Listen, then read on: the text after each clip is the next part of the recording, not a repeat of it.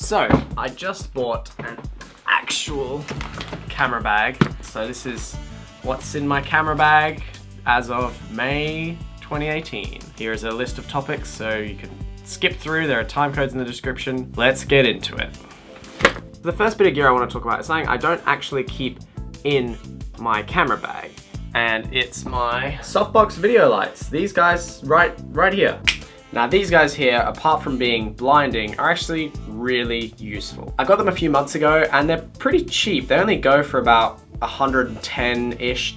Dang, I've been using them a lot. They're one of those things where you don't really realize the value of video lights until you need to light a scene and you don't have these guys on you. Because before I had these, I didn't really know the value of lighting. I would turn the light on, set up my camera and go for my life. But now that I have these, oh boy, I really do realize how good they are. And these are just soft boxes. You know, you can get more portable lights, ones that you can take on jobs. And I mean, I will be getting some because of how bloody useful these have been. Definitely just having some form of lighting is really important. Next up is cameras. Now, my main shooter is this Canon 80D, which I'm filming on now. I love it. It's sturdy camera, good build, nice feel, pretty good battery life, although I do have a spare. Pretty good in low light, it's weather sealed and dust sealed. It can do full 1080p 60 frames, nice buttery smooth slow-mo. Not as good as 120 frames, but still nice. It's got a mic input and a headphone output, which is actually more useful than you might think. It's got a nice touch screen, flip out screen. It's got some pretty nice time-lapse features, and it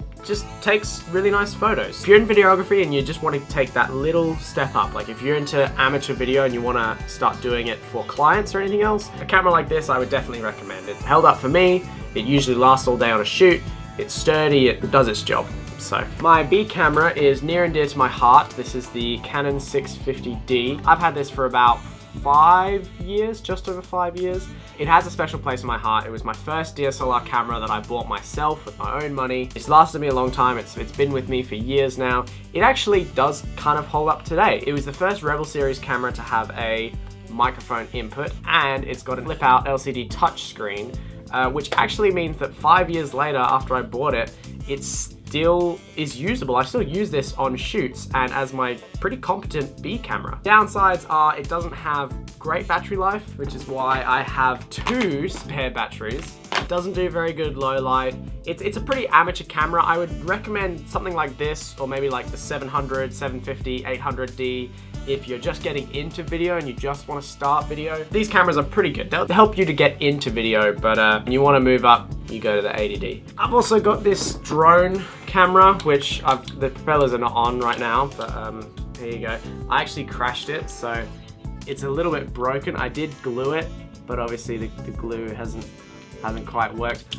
I'll fix that again later. But yeah, that's a Phantom 3 standard. The highest resolution it does is 2.7K, which is still better than Full HD. And it's a pretty good drone. It got some pretty nice footage. Not the best. It doesn't fly as well. I want to get a Mavic Air, but that's for a future gear video. And finally, for cameras, I've got this really cheap, crappy action camera GoPro knockoff. It cost me $45 and I bought it online. I would not recommend getting something like this, partly because I actually have never really used this camera. As I said, it only cost me $45, so it doesn't really matter. If you're gonna get an action camera, just think about, do you really even need an action camera? I got this because I thought, oh, it'd be so cool to be able to film underwater and stuff like that. I actually have never needed to film underwater since I got it. So if you do like motorbiking and you go cycling and all this stuff and you want to strap it to your head and stuff like that, then definitely get one. But just do a bit of thinking, like, do you actually need it? Because to be honest, I really did not need this. I should have just not got it, and then, you know, I'll probably get a GoPro in a few months because I'm going on holiday at the end of the year. But it's, I would not recommend getting a cheap action cam. Get one from an actual brand like Sony, GoPro, or Yi, because this doesn't even have a brand. I literally can't even find a brand on this. So get something that's branded if you're gonna go action cam. And drone as well, by the way. If it's not a DJI drone, don't even bother. But what are cameras without lenses? If I took this lens off, it would look like this. Can't even see anything. Look, you need me to put this close to the... Hi, you looking at me, huh? Can't even see me. All right, let's do lenses. So when it comes to lenses, I've got a Canon EFS 18 to 55mm f3.5, a 10 to 18mm f4, a 55 to 250mm zoom lens and a 50mm 1.8 prime lens.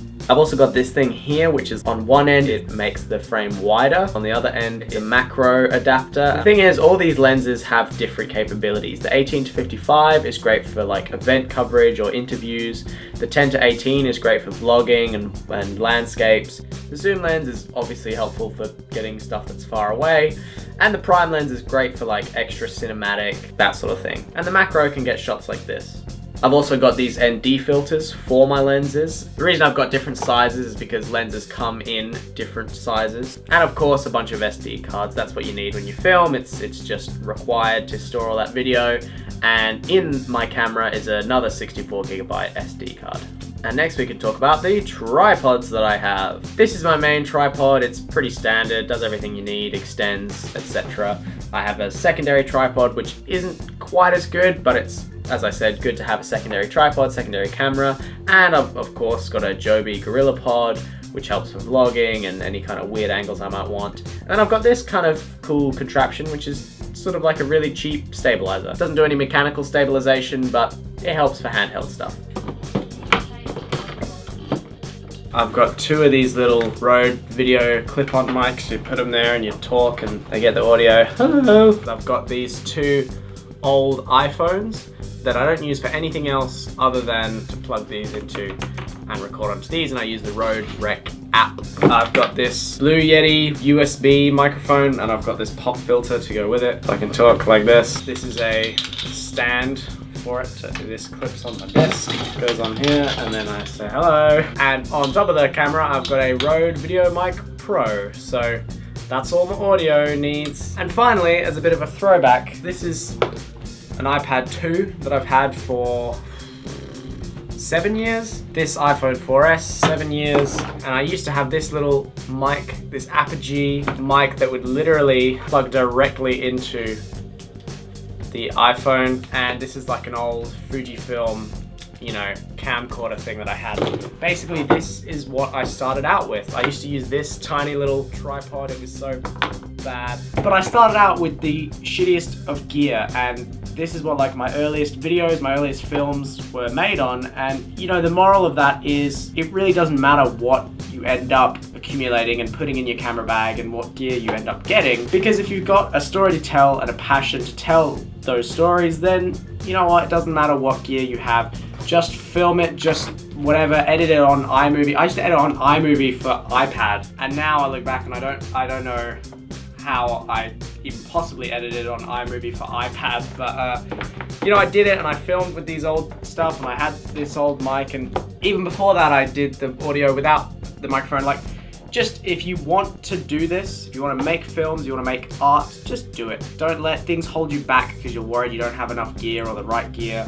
Obviously, I'm working on building up what I have and I'm getting more gear as I go, but I still never look at something and say, well, because I don't have that piece of gear, I am held back. I can do quite a lot of stuff with all the gear I have. So yeah, let that inspire you, let it sink in. If you want to make movies and tell stories, then do it. Just do it, man. Yeah, there you go. That's all my gear, my camera bag. I know I didn't show my camera bag much, but one thing that's good about having a camera bag is that I only take certain gear onto a project. So like, I used to just chuck all of my gear into one big duffel bag, but now with the camera bag I actually only put in the specific lenses and cameras and stuff that I actually need. It turns out to be a bit more efficient. So anyway, thanks for watching, thanks for seeing all the stuff I own and have. I hope that somehow gave some insight into what I do here and pulled back the sheets of wonder and suspension of disbelief. But anyway, thanks for watching. I will see you in the next one.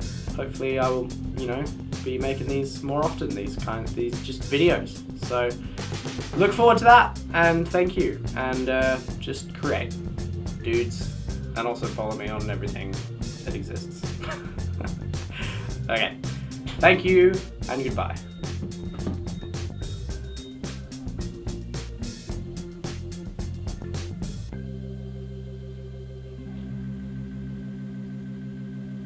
All right, I'm done. I'm done.